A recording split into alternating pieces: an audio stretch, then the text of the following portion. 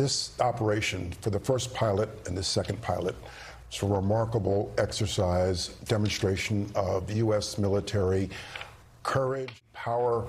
I would encourage the President and the Secretary of Defense, consistent with operational security, share as much of that with the American public so that the American public can appreciate what goes into this kind of operation is more complicated than the bin Laden operation. I imagine we'll get more to. So this is what we know right now, okay, on the map behind us. This is Iraq, this is Iran, here's Kuwait, this is Saudi Arabia. Karg Island, we've heard a lot about, should be right around this spot, right behind that white graphic. And this is the area of concentration where that missing pilot was found. This is the plane they were flying to. It's an Strike Eagle. It's been in service for decades. It's a great plane by all accounts. Crew of 2 on the F-15. Sometimes on the F-16, you get a crew of 1. F-15 is always 2. Meanwhile, the timeline. Officer ejects with the pilot when the jet was hit. The pilot, though, is recovered quickly, but the word that way, the officer evades capture for up to 48 hours in the mountains of Iran. He hides on an elevator ridge at an elevation of about 7,000 feet. Iran offers a reward for capture, telling the people who live in that town in the area, find this American pilot now. CIA launches a deception campaign suggesting to the Iranians that we've got him and we're taking him out by the sea. So perhaps that had a good decoy effect. Jimmy, swing on over here. Aircraft, well, not even all, but some of the aircraft that were used in this. A C-130, right, cargo, that's a giant plane. You had a few of those in the air. You had B-1 bombers that apparently were dropping 100 2,000-pound bombs on the land and targets below. And also this Reaper drone, the Iranians have had some measure of success knocking these Reaper drones from the sky. They're unmanned, but they circle in the area and they can stay up there for 24 hours at a time and look for targets on the ground. So meanwhile, this is the map we started with. Here to my left, and General Keane now joins our coverage. General, I was up late on Saturday trying to read my X feed, trying to figure out if this mission was a success and whether or not this American was coming home. What were you watching in those hours this weekend, General? Well, much the same. I think your rundown there of the operation is first rate. It gives the American people some sense of the complexity of this thing. I'd just like to examine 2 other things I think that are major contributors to success. One starts with the commander-in-chief. And there's a pattern of his decision-making here. We've seen it when he went into Syria to take down the chemical weapons that Assad used on his own people. His predecessor refused to do that, and he wasn't paralyzed by the fear of failure. He saw the opportunity and seized it. Qasem Soleimani, same thing. No president had tried to kill Qasem Soleimani. Why was that? They feared adverse consequences from Iran. The president saw the opportunity to take a killer off the board who had killed Americans, and did it and acted decisively. We saw the capture of Maduro, another complex, comprehensive operation that was fraught with the possibilities of failure.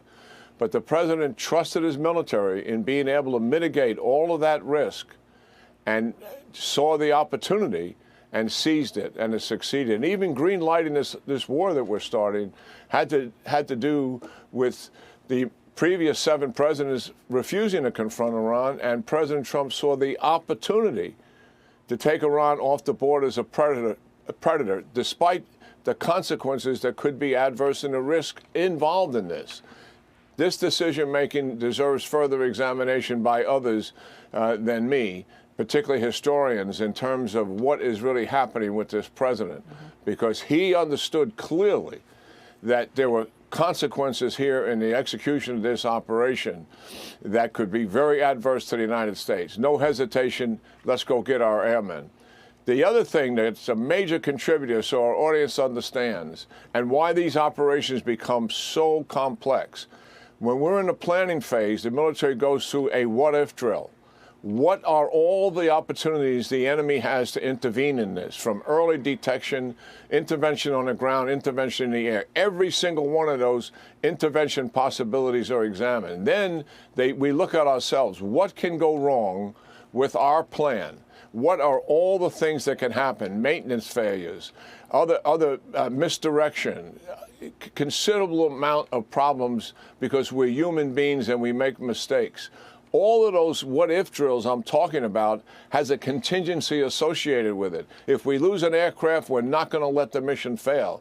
If we lose a large aircraft like the two MC-130s that got stuck in the mud and we couldn't get them out of there, that's not going to contribute to mission failure. We have a contingency backup to do that. And the list goes on and on. So the detailed planning that takes place by operational commanders and their staff here on all of the contingencies to deal with what could possibly go wrong contributes to the complexity, but it also contributes to the success. Huge amount of credit to everybody who had their hand in this, to include the interagency effort that's involved as well. And I say again, it starts with the commander-in-chief.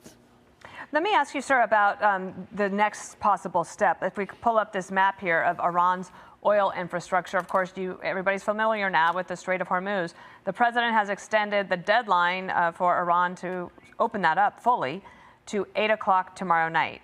I saw this morning that Iran was saying, well, could we get a 45-day ceasefire? But at that point, are we just back to square one?